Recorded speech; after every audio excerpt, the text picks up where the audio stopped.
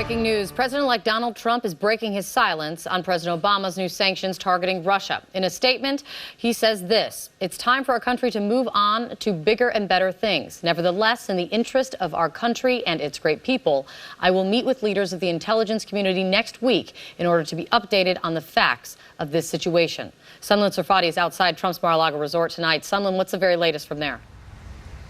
Well, Kate, that short two-line statement coming from President-elect Trump tonight really keeping in line with the posture that he's taken publicly in the past. He has in the past said point blank that he really doesn't think Russia was involved in these hacks and really tried to deflect blame away from them. And this statement tonight that he released, in essence, really keeps in line with that. He's basically saying those things by saying, let's move on, let's move away from all of this. But he is doing some due diligence in announcing that he will sit down with the intelligence community for a briefing at some point that will happen next week. But the big thing that this statement does not answer, though, is whether President-elect Donald Trump intends to reverse those sanctions once he does take office after January 20th, when he's sworn in next month.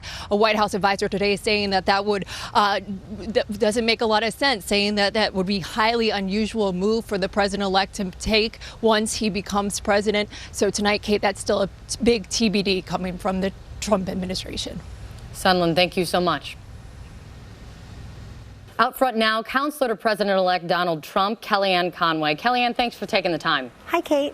So first, I want to ask you about the breaking news tonight. I see this statement from the president-elect, but what was his reaction when he learned of President Obama's announcement today against Russia? His reaction is reflected in his statement, Kate. He'll receive an intelligence briefing in this coming week.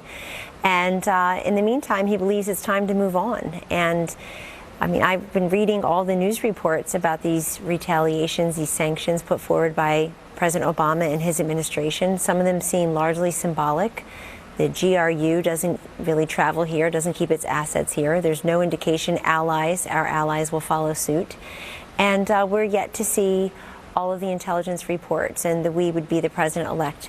So he'll have that briefing next week. But in the meantime, he repeated today what he said last night to reporters here at Mar-a-Lago, which is he believes it's time to move on to bigger and better things for the country. I want to ask you about that. I mean, the statement says time to move on to bigger and better things, as you just said. What does that mean? It means exactly what the president-elect has said, which is we've been talking about this for a while. I think that, all we heard all through the election was Russia, Russia, Russia. Whenever it came to anything Donald Trump said or did, it seemed most days. And now, since the election, it's just this fever pitch of accusations and insinuations. And we know why Hillary Clinton lost. I think the cues and clues are pretty obvious. They were obvious to us all along. They're very obvious to everyone now. And I don't believe Vladimir Putin deterred her from competing in Pennsylvania, Wisconsin, and Michigan, states that Donald Trump carried for the first time as a Republican in decades. I think what a lot of people want to know is that, of course, the president-elect can reverse all of this when he takes office in a very short time. Will he reverse these actions taken by President Obama?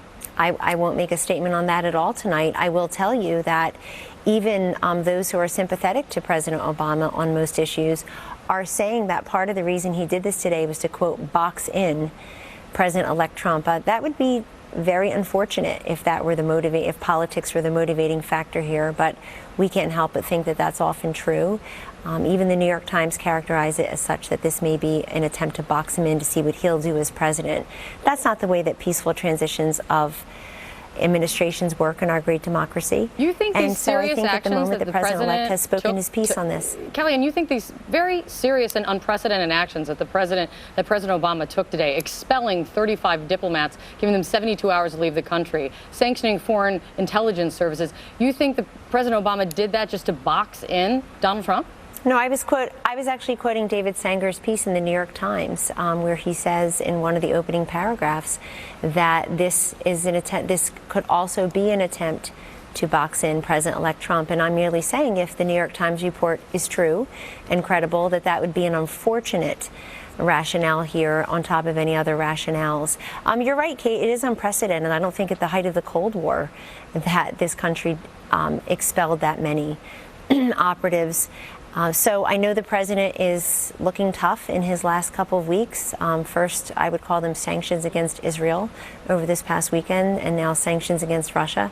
But the fact is that we'll see. The word symbolic is being used also by the New York Times and other such, I think, pro-Obama administration outlets.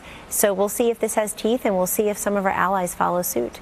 Does the president-elect now believe that Russia is behind the hacks? The president-elect stands by his statements, and in fact, he'll receive an intelligence briefing this coming week, probably in New York.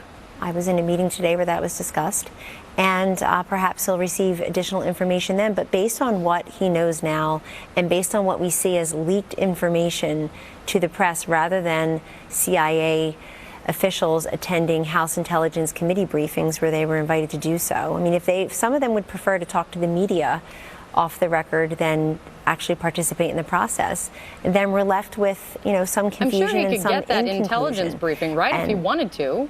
He'll be briefed he will be briefed further this week, but that's all I can say about it now. But Kate, let's be honest too. Every time Russian hacking is mentioned now, since Hillary Clinton lost, and it wasn't a squeaker, we got 306 electoral votes. That was 36 more than we needed. She lost states that Democrats hadn't lost in decades. Ever since then, the issue of Russian hacking has been discussed in context of the election. And that's where the president is saying that we should move on. And we should move on because the idea that there's a nexus well, I think, Kellyanne, between I don't think anyone at this the point, hacking and the election result. I don't think at this point people are questioning the validity of the election. I don't think so. What we're hearing No, they are. Many are. But what this is about this is serious. This is about a foreign country hacking into the United States electoral process, regardless, and it doesn't even have to do with the result even. It's more that they tried to. Well, you just said electoral process. Well, but remember too, this is really about the DNC's breach. They didn't have the proper security, I guess the protocols in place, and someone was able to hack the information. And we are not in favor of foreign governments interfering in our elections or interfering in our intelligence. But we're also not in favor of our intelligence interfering with elections after the fact. And the case is, I mean, you may feel that way, Kate, you may run your shows that way, but the fact is, in many different places, in print, on TV, on radio, on Twitter, on Facebook, ad nauseum, people are trying to create a nexus and still trying to fight the last war. And frankly, it's 52 days later.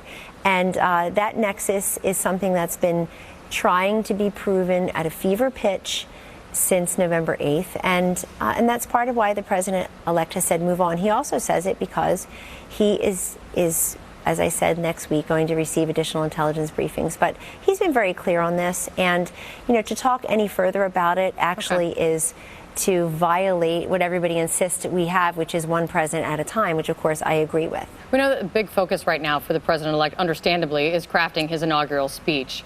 Kellyanne, where is his head right now on that speech? He's very engaged.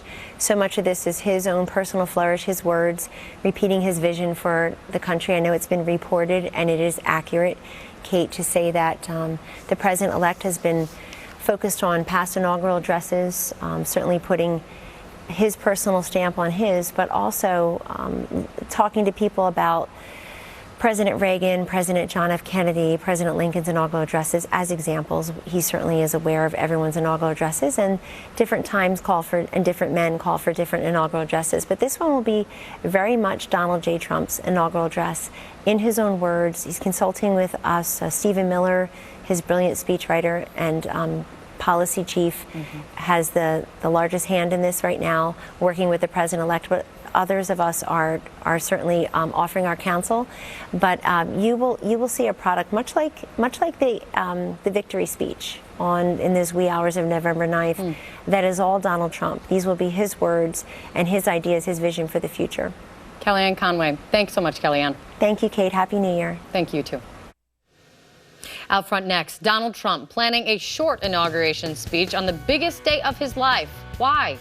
Plus, increased security after ISIS-inspired truck-style attacks. Now, how authorities are taking extreme measures to protect Americans on New Year's Eve. The details ahead.